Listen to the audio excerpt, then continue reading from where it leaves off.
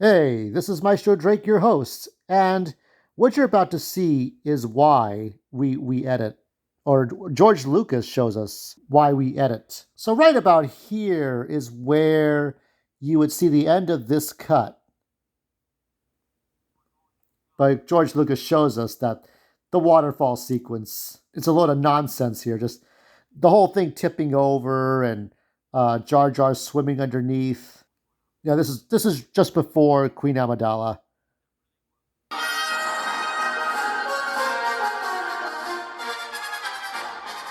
So we're back. We're gonna do another round of this, and I've been busy getting groceries. I could not, if for the life of me, go back earlier if I wanted to. So here I am late posting. I did see that Pokemon machine. I was going to do a QR code scan, but I was there too long. I didn't want people like kicking me out of the damn store. Fast food's getting expensive. By the way, speaking of the fast food that like the toys for the Star Wars and all that, fast food getting expensive, really expensive. I don't know what it is, if it's a California law, but they're charging 10 cents for paper bags as well as plastic. What the fuck is going on? Two sandwiches for 10.99. That's not a great deal. I remember when I was in my 20s that you could get McDonald's hamburgers for 25 cents and cheeseburgers for 35 cents depending on the day of the week. What bargains those were, man. Wow, what bargains. Anyway, that was 1999, 1997. This is 2024. We're looking back 25 years.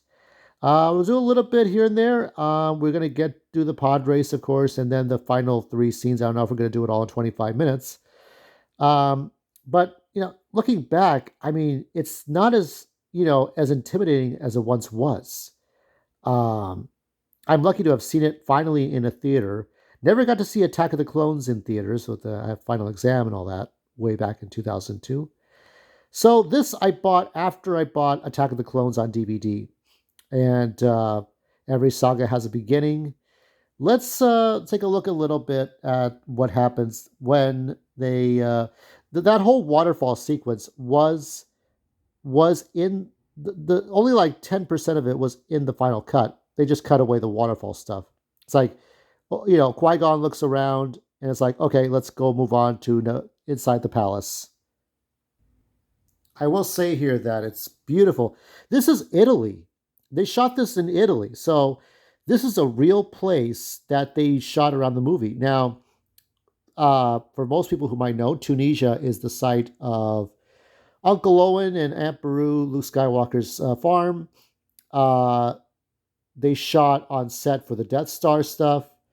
I'm not sure where they shot for the Yavin 4. I know it's part jungle, right? Um, and I don't remember where they went to shot for Hoth. Cloud City was a set. Obviously, Dagobah was a set.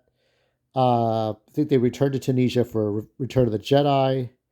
They went to I think it's a redwood forest. I'm not sure it was Montana, but they went to a redwood forest to shoot for Return of the Jedi Endor, and then they took down that whole forest. I don't know, was it to make for condominiums, hotels? That sucked. You know, you could tell for any of you who are Star Wars fans who are very old like me, and you're into the saving the environment, you probably would not be very happy with our government for taking away Endor. They took away Endor, but here this is Italy. These are the I know this is like looks like the Sistine Chapel, isn't it? It looks like something like that. So this is where they've captured Padme, or did they?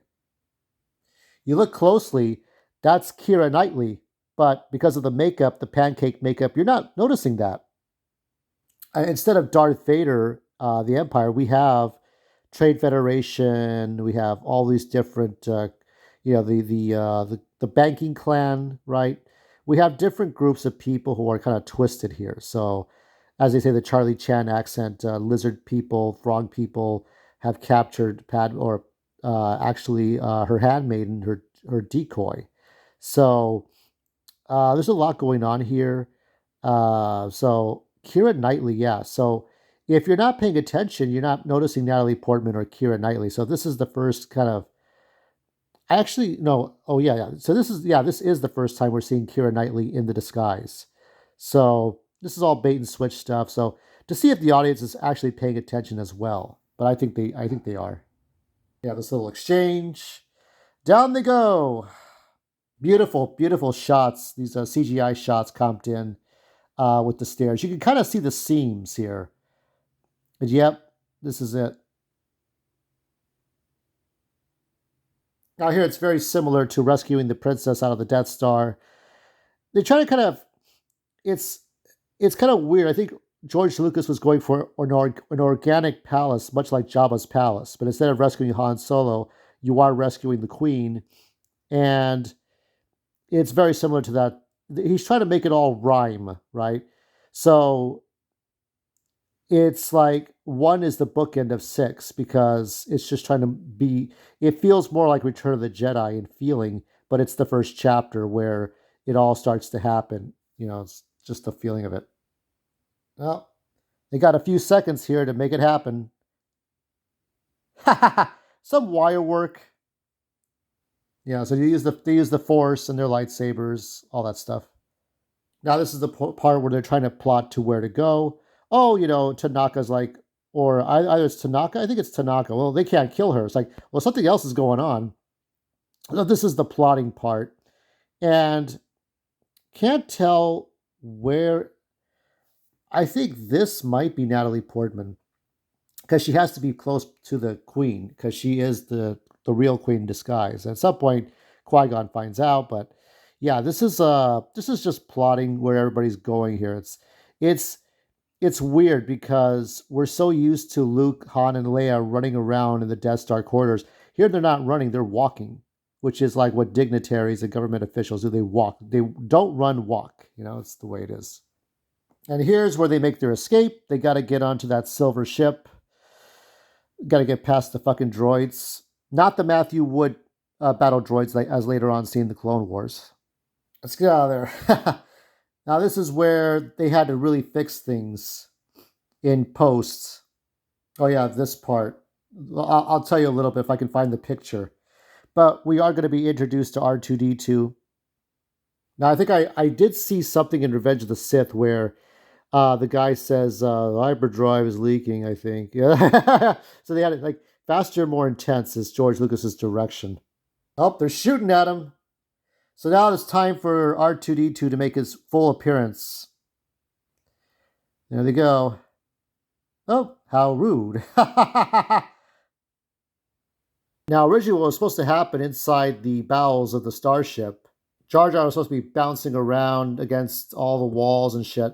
So that was going to take up a lot. And how much Jar Jar can you really stand between what was happening outside in the blockade and him going? So that was supposed to happen, but they took it out because yeah, it's too much Jar Jar. We have too much Jar Jar in the movie as it is.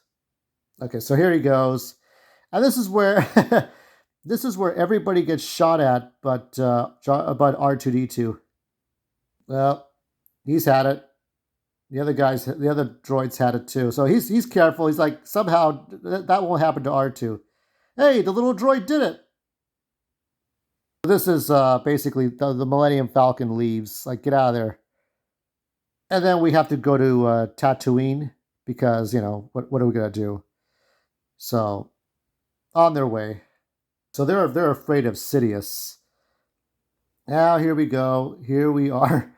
Well, we failed to stop Padme from leaving, the Queen from leaving. I want that treaty signed. And here we are introduced to Darth Maul. Now, like, I first saw all the merchandise. I think I have like a little steel watch. It doesn't work anymore, digital watch, where it's like a silver head, and you open it up and you could tell the time. Um, I just remember like I didn't know much. I saw this red and black dude with like horns on his head, like the devil, which kind of reminded me of that devil character in the bar in what is it on Tatooine, right? And the cantina. So here's this great powerful thing, right? Uh you think back to that the guy in the hood that snitched on the Obi-Wan and Luke. It's just like there's a lot of aesthetics that are similar. Okay, it's not a spy, but it's an actual Sith assassin, right? And what was strange about it is that you heard very little dialogue from the guy who did now not Sam Witwer because Sam Witwer came later until the Clone Wars, but the original guy spoke very little in this movie. He just said very little dialogue. Okay, and he does talk during this one scene. We're coming upon it. Out of hand. This line. Now there are two of them. And here, I think this is the first scene shot for the Phantom Menace. If the trace was correct, I will find them quickly, Master. Move ourselves to the Jedi. At last we will have revenge. Very few times you hear talk. Well trained, my young apprentice. They will be no match for you. The Jedi and the Queen have now landed on Tatooine. And who do we see? Who must we see here?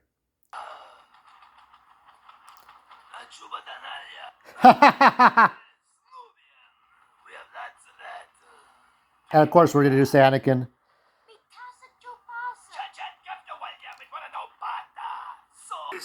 I'm not sure I am. This is for Vinny Vine Sauce, by the way. It's alright to be myself again.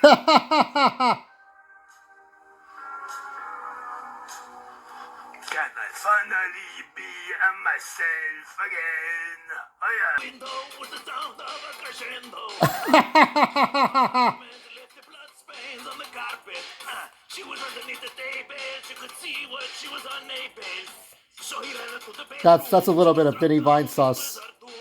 Annie, are you okay? Are you okay? Are you okay? Annie, are you okay?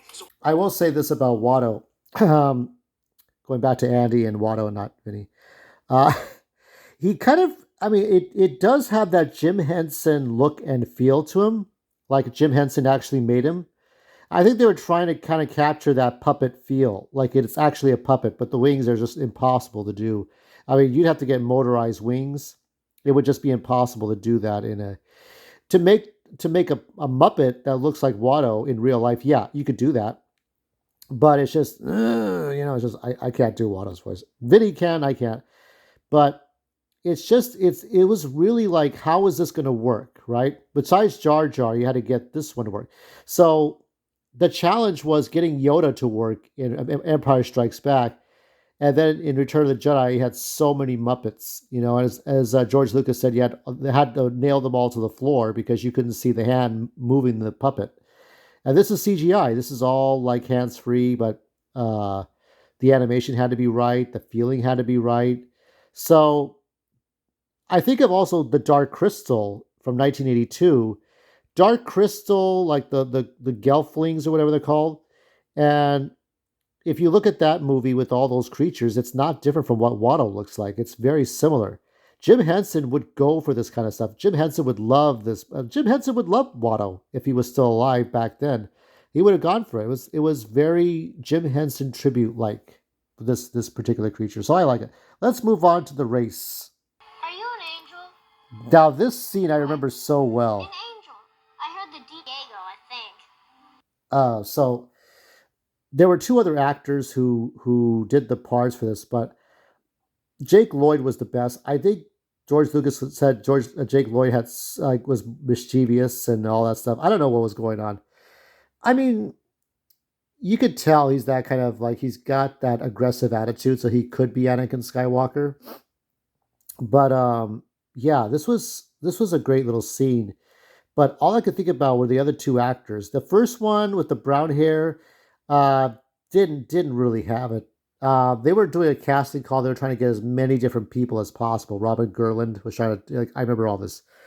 And they had three big candidates. They were trying to go from Luke to Anakin and from Leia to Padme. So they were trying to compare fathers and sons, mothers and daughters. So that's what this whole thing was about. It's all like from this one scene because we're introduced to Anakin in this one scene. He's the slave to Watto instead of Uncle Owen. He has his mother. So there's a lot going on here. And actually, we haven't before we even get to the race. I'll even talk about the mom a little bit. Ah, yes. So there's still a bit of I can tell there's a little bit of chemistry between Shmi and Qui Gon. There could have been a romantic thing going on. Do you think? I mean, I never thought about that. Like, what if what if they had actually been together? I think he would have broken a few rules because you could tell that. Uh, I think there was a good chemistry between the two characters, two actors. Because uh, who a better father than Qui Gon? And I think Qui Gon would have just said, "Fuck the Jedi Council, fuck this. I'm gonna raise this kid to be a great Jedi." And obviously later on they don't want him there anyway. So it's like the big what ifs. Had he still been alive, he would have raised Anakin. But George Lucas got to force the hand because we got to create Darth Vader. That's always important. So I do think that Qui Gon really would have rebelled harder against the Council had he still been around. But he had started to rebel anyway because he knew it was the right thing to do.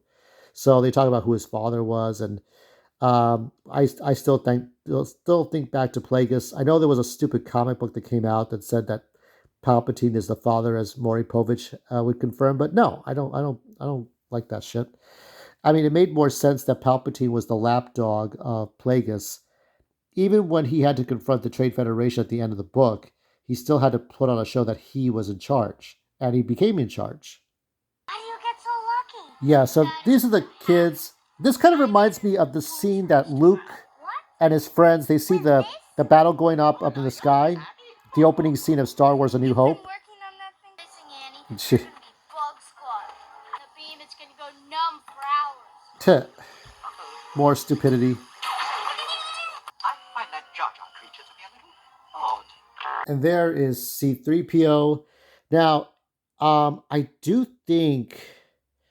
do remember that. So Anthony Daniels actually he was right behind the pup. So the way this was that they had to paint out Anthony Daniels in sort of looks like what looks like a special ed helmet, and he's right behind C3PO because he's not wearing the suit because this is a puppet C3PO because Anakin hadn't put him together yet.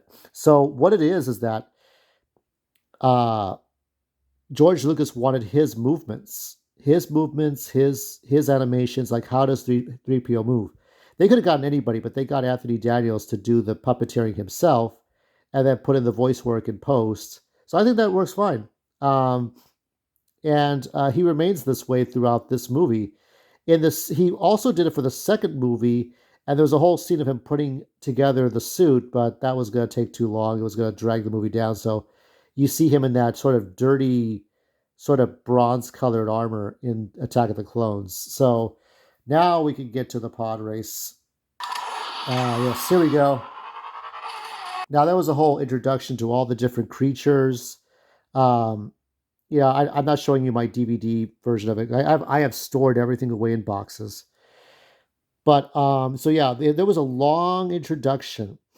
I think they used Q-tips for some of the crowd in the background to kind of establish the background. I'm not sure how they're doing all these different things. You have to understand that not everything was CGI. There were a lot of practical sets. When Jar Jar reaches for the screwdriver in the pod, you see Ahmed's hand, not a CGI hand, but there's a lot of different tricks that they do. Now, I always forget a little bit that uh, Qui Gon, Shmi, Padme, they're all watching from a tower up above the race. They're not watching in the crowd. Uh, I wonder how they got to do that with story wise. It's like, yeah, they could have had him in the crowd watching. That really probably would be the thing that would happen. But for some reason, they get to watch above in the tower. I don't know how that works. I guess if you're if your son is in a race, you don't have to be in the crowd. But anyway, let's go ahead and look at some of the race again. Yeah. So instead of the X-wings fighting above the Death Star, we're getting uh, pod racers. And unlike the seriousness of the human pilots like Porkins and some of the other guys getting killed, we're getting these cartoon characters, these creatures, these Muppets get killed, get smashed one by one. It's kind of more comical. And there is what's her face? That bounty hunter. You know that bounty hunter. I forgot her name. Many times have I played the Lego version of this game, and I always kept losing. But yes, it's on Sega Arcade, Dreamcast, remember those. It's on the Nintendo Switch if you want to get it. Yep. Try to shoot at it. Now, I think George Lucas was paying attention to the continuity of things. Now, in a deleted scene, because there's a lot of stuff that goes on, there's like a machine that shoots out, shits out droids to pick up dead parts of a pod racer. So there's a whole bunch of stuff that's happening. But in the deleted scene, the Tusken Raiders shoot down the pod racers. But what happens is the Jawas are not too far away, and they take parts away and take it for themselves. So they just shake their fists and shout obscenities. In this, so that's what happens in Episode 1. So when you go to A New Hope, they're trying to take out Luke's speeder, and the other one says, no, don't do that. The Jawas will get the parts if we do that. So they go on to the giant bantha elephant thing and try to take him out up close. So that's kind of, there's a continuity between the deleted scene here and what happens with Luke's speeder and A New Hope.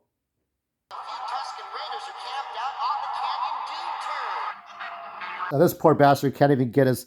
I saw the animatics before. It's like a bunch of still drawings, and so he can't get his... Quadraro can't get his thing to work, so lucky for him, he survives the whole race.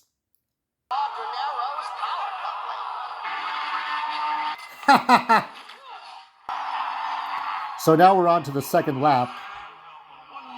This always gets a laugh.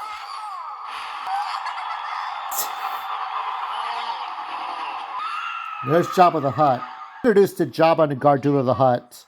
A little bit of continuity of like whatever happened to Gardula, right? But we wouldn't know for a long time, I think. Don't think he's going to make it.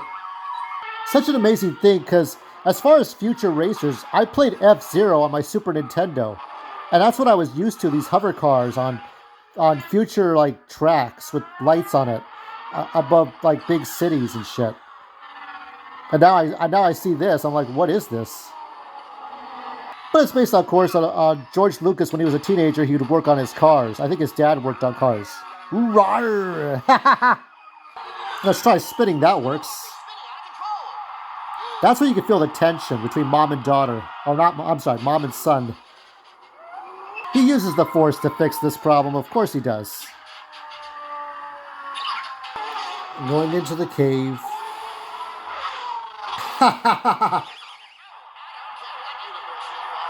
That's gotta hurt.